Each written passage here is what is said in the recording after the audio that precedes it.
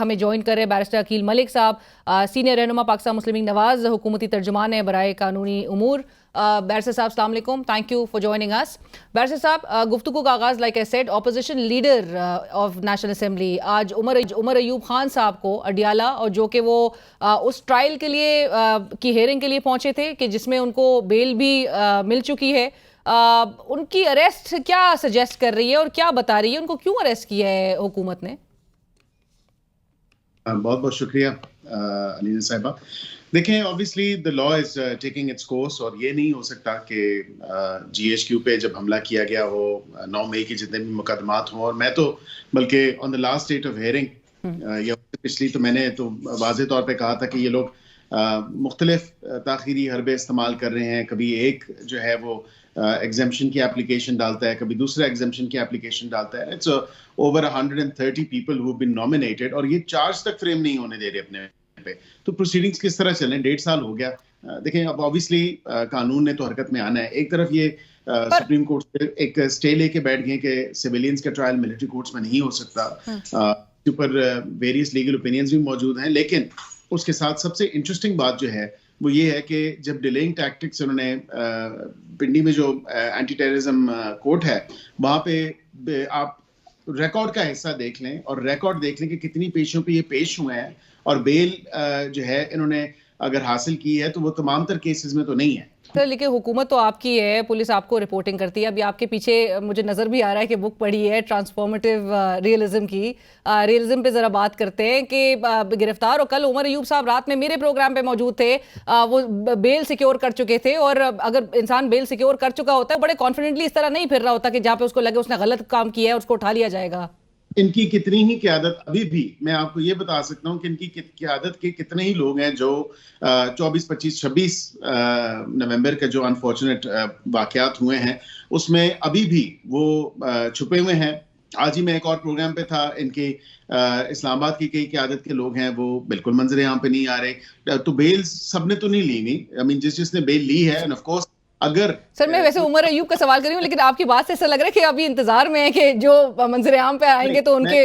میں یہ گزارش آپ کو ضرور کروں گا کہ اگر قانون نافذ کرنے والے ادارے نے ڈسپائٹ کہ وہ بیل پہ پھر اریسٹ کیا, پھر دین ان کے خلاف کارروائی ہوگی. جو ڈپٹی وزیر اعظم ہیں اسحاق ڈار صاحب, وہ جب ڈپلومیٹس کو بریفنگ دے رہے ہوتے ہیں یا ان سے بات کر رہے ہوتے ہیں تو اس فورن ڈپلومیٹس کے آگے وہ پاکستان تحریک انصاف, اور ان کو کیوں وضاحت دینی پڑ رہی ہے, کیوں صفائی دینی پڑ رہی ہے انٹرنل پالیٹکس پہ. اور مجھے یاد ہے آپ تو بارہا میرے شو پہ یہ بات کہتے ہیں کہ ہمارا انٹرنل معاملہ ہے, کیوں اس میں کوئی جو دوسرے ممالک ہیں وہ اس میں کوئی مداخلت کرے گا. تو کوئی پریشر ہے سر کہ انٹرنیشنل میڈیا کو بھی ایڈریس کرنا پڑ رہا ہے طارر صاحب کو, اور ڈپلومیٹس کے ساتھ بھی ڈار صاحب کو یہ وضاحتیں دینی پڑ رہی ہیں, اینڈ پرہیپس ایک ویلیفائنگ ایک نظر آ رہا ہے حکومت کی طرف سے ایک campaign against certain political party.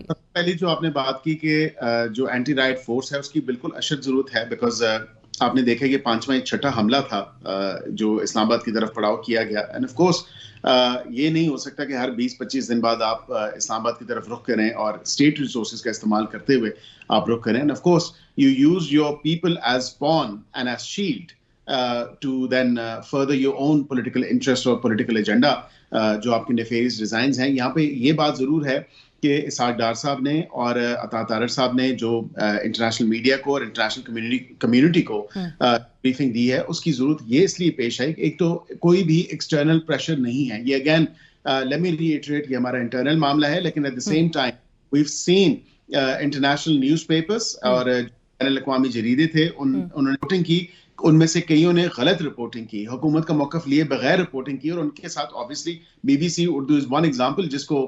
سر ویسے بیرسٹر صاحب آپ کیس کیوں نہیں پھر آپ کی حکومت کرتی ہے ان بین الاقوامی جریدوں کو, کیونکہ وہ کہتے ہیں اپنے آرٹیکلز میں اپنی سٹوریز میں کہ آپ کو اپروچ کیا جا رہا ہے طارر صاحب سے لے کے تمام حکومتی اہلکاروں کو, لیکن کوئی رسپانس نہیں آ رہا. نہیں, آئی ایم آن ریکارڈ. آج میں نے فائنینشیل ٹائم کے ساتھ کیا ہے, میں نے الجزیرہ انگلش کے ساتھ کیا ہے, مطلب it's with all the international news paper یا انٹرنیشنل میڈیا انگیجمنٹ. میں ٹی آر ٹی کے ساتھ کر چکا ہوں, الجزیرہ عربیہ کے ساتھ کر چکا ہوں. سر الجزیرہ کی ویسے خبر ہے ڈیڈ بٹ ناٹ کاؤنٹڈ, آپ نے ایک نظر سے کل کی گزری ہوگی, جس میں محسن نقوی صاحب سے لے کے عطا طارر صاحب کے نام سے لے کے رانا ثناء اللہ صاحب کا نام تک بھی مینشن کر دیا گیا, اور بولا ہے کہ ان کے کامنٹ سیک کرنے کی ہم نے کوشش کی لیکن کوئی رسپانس ان کی طرف سے نہیں آیا. देखिए, I cannot speak on their behalf. I mean, I can speak on behalf of the government and myself. And of but course, sir one sided पे नहीं कहा जा सकता ना कि आप फिर अगर कंप्लेन नहीं कर सकते.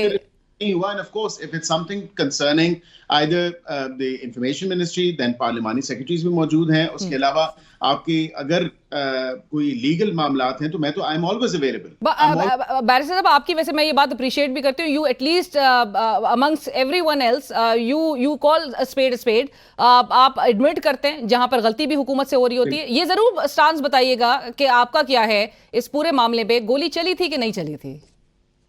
देखिए, मेरा स्टांस ये है कि गोली बिल्कुल चली थी, और गोली ऑन रूट टू इस्लामाबाद या डी चौक चली थी, और वो इसलिए चली थी क्योंकि हमारे अपने कानून नाफिज करने वाले इदारों के एहलकार जो हैं वो जख्मी हैं, और उनको बिल्कुल उनके ऊपर गोलियां भी चलाई गई थी. इसी तरह अगर इसी इसना में कोई ऐसी एक जो सिचुएशन आई कि जब उनके ऊपर गोलियां चलाई गई और उन्होंने सेल्फ डिफेंस में चलाई, तो ऑफ कोर्स, लेकिन डी चौक का जो वाकया है उस पर मैं आपको कमेंट नहीं कर सकता, because I really can not tell you कि डी चौक के अंदर जो है कोई ऐसी सिचुएशन नहीं, जो कि मेरी इत्तलात के मुताबिक डी चौक में ऐसा कोई मामला है कोई.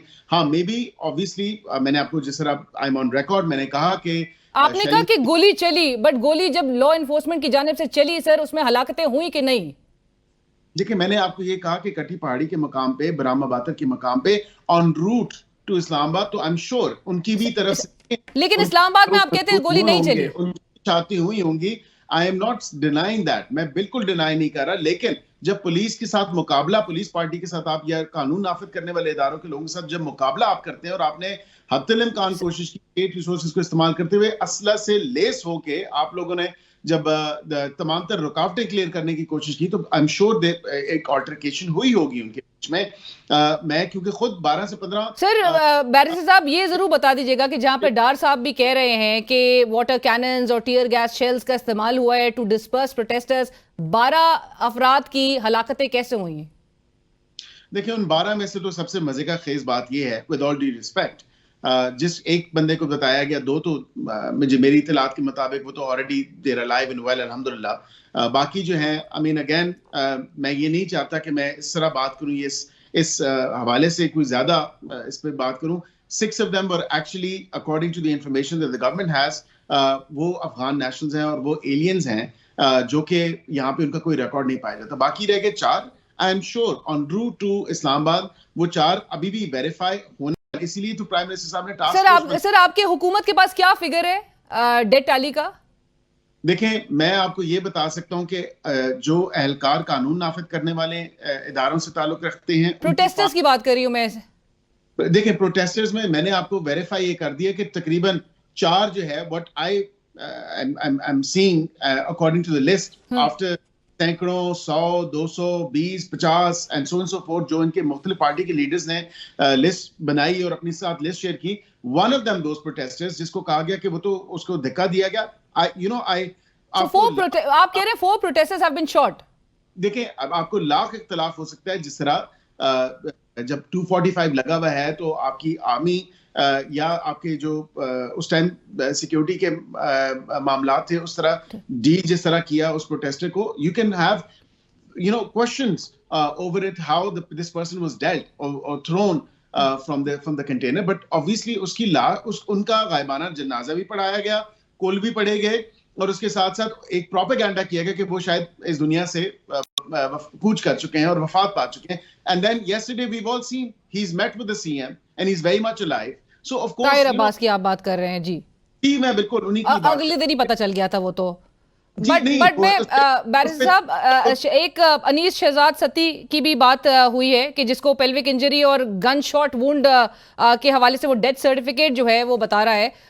सदर अली का जो है हलाकत वो सबके सामने, gun shot again gun shot वो थी. मैं चाहूंगी मैं आपको हुकूमती एहलकारों की जरा गुफ्तगू रील को एक सुना दूं और फिर मैं आपका रिस्पॉन्स जरा चाहूंगी. सुनाइए जी. Any live ammunition given, water cannons, they were given tear gas, but not live ammunition. मुझे भी इतला कर दें कि अगर कोई ऐसा बंदा हलाक हुआ है या कोई चीज हुई है तो हमें कम से कम बता दें. लाश एक भी नहीं है, वरना होती तो सामने आ जाती हैं ऐसी चीजें. ये लाशें आपको मिलेंगी टिकटॉक पे, یہ لاشیں ملیں گی فیس بک پہ. ہمیں بھی انفارمیشن ہے کہ وہ ڈیڈ باڈیز لوگوں کو ان کے یعنی لواحقین کو ان کی فیملیز کو بھی پہنچی ہیں, وہاں پہ جنازے بھی ہوئے ہیں. ابھی تک خبر ہے کتنے فگرز ہیں؟ دیکھیں میرے پاس جو فگر ہے وہ تقریباً 8 کی ہے. اب مجھے آپ یہ بتائیں کہ جو فیک نیوز کو ریگولیٹ کرنے کی طرف جا رہے ہیں, اس میں سے فیک نیوز ہے کیا سر جو حکومتی سرکل باہر آ رہی ہے؟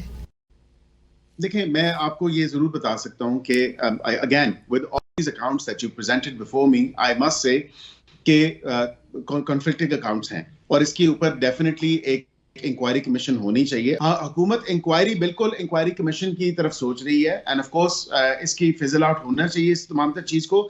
یہ جو ایک ایسا تاثر کاسٹ کیا جا رہا ہے اس کو ڈسپیل ہونا چاہیے, ڈسپرس ہونا چاہیے. کہ مجھے آپ صرف اس میں بتائیں 84 جو فارمیشن کمانڈرز کانفرنس آج ہوئی ہے جس میں حکومت کو بھی تجویز دی گئی ہے کہ وہ قانون سازی کرے اور یہ ضروری ہے, کہا جا رہا ہے کہ حکومت بے لگام غیر اخلاقی آزادی اظہار رائے کی آڑ میں زہر اگلنے, جھوٹ اور معاشرتی تقسیم کا بیج بونے کے خاتمے کے لیے سخت قوانین اور ضوابط بنائے اور ان پر عمل درآمد کرائے. سر آپ لوگ آلریڈی پی کا جو لا ہے اس میں امینڈمنٹ کی طرف جانے کا فیصلہ کر چکے ہیں, وہ ڈیجیٹل رائٹس پروٹیکشن اتھارٹی بھی آپ لوگ قائم کر رہے ہیں. سو اس کی زد میں کون کون آئے گا ویسے؟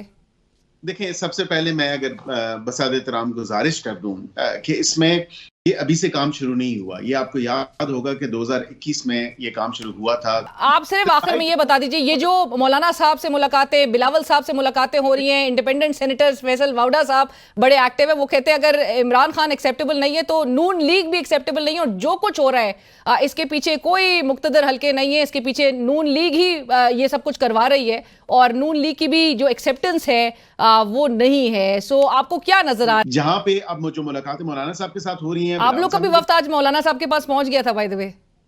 میں یہ کہہ سکتا ہوں کہ ہم نے تو ان دی وی آورز آف دی مارننگ مولانا صاحب کی ڈیمانڈ تھی, ان کی وہ تھی اس حوالے سے کہ قانون سازی ہونی چاہیے. Right after the 26th constitutional amendment we'd actually gone through on passing this law, اور ہم نے اس ٹائم کیا تو یہ وہ صدر کے پاس گیا ہے.